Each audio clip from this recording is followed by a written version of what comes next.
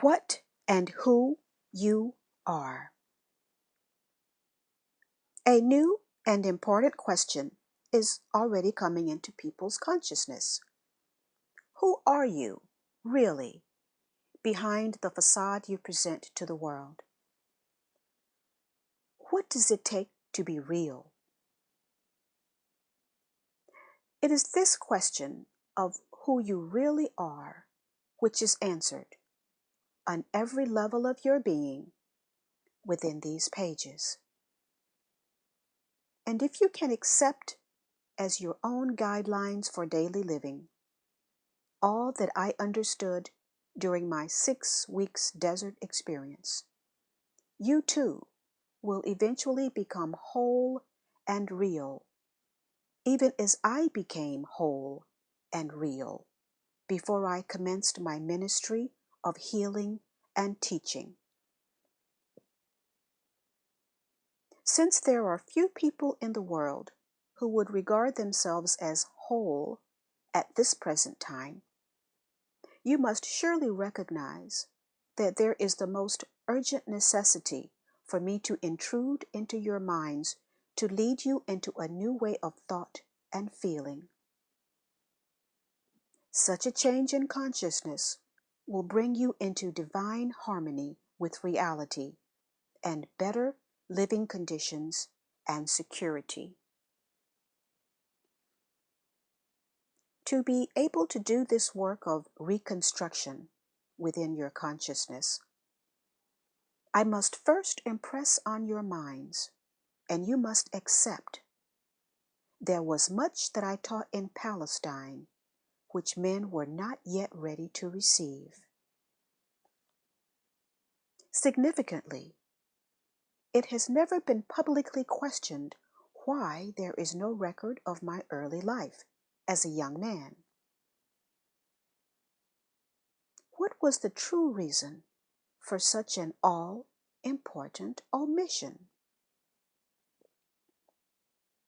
Equally significant, although I spent 6 weeks in the desert after my baptism and emerged from the experience as a teacher and healer, not one writer has even attempted to describe what actually took place during that time, other than that I was tempted of the devil and was with the wild beasts, and the angels were with him. There is not the slightest hint as to what happened to me in the desert, which would enable me to come back to towns and villages, proclaiming the kingdom of God is within, and to speak in the synagogues with such authority that the Jewish elders were astonished. The truth regarding my human state was, by common consent of my disciples, suppressed to give greater credence to my supposed divinity and ministry.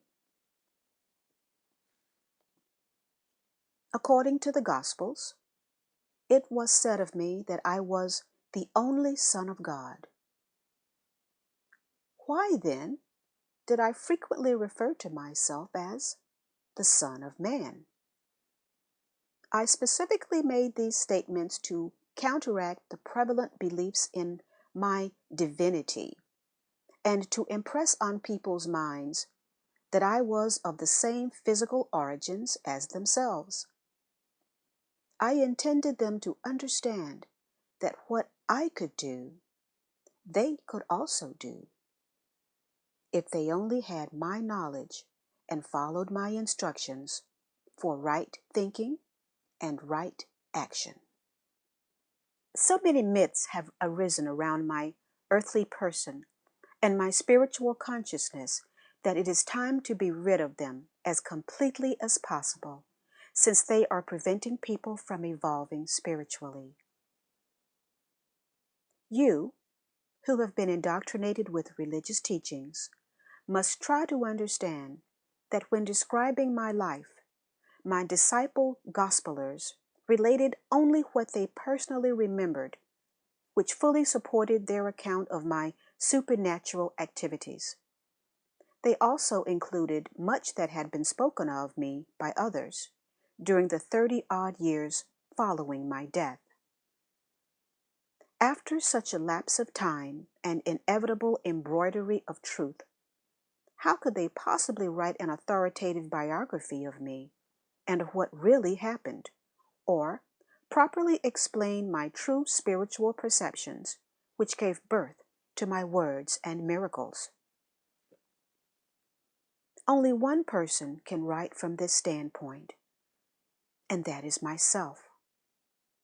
Therefore, these letters will bring you my truth in a way that no spectator could possibly tell it, no matter how well they thought they understood my thinking. For this reason, over 40 years, my recorder's mind has been systematically cleansed of all orthodox teachings, and the system of communication between us has been perfected.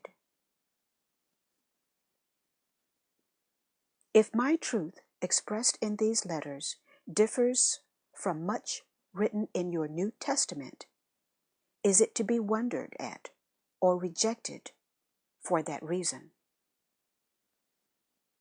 Therefore, I am descending in consciousness briefly, as near as necessary to your plane of consciousness, to describe my life and teachings over 2,000 years ago.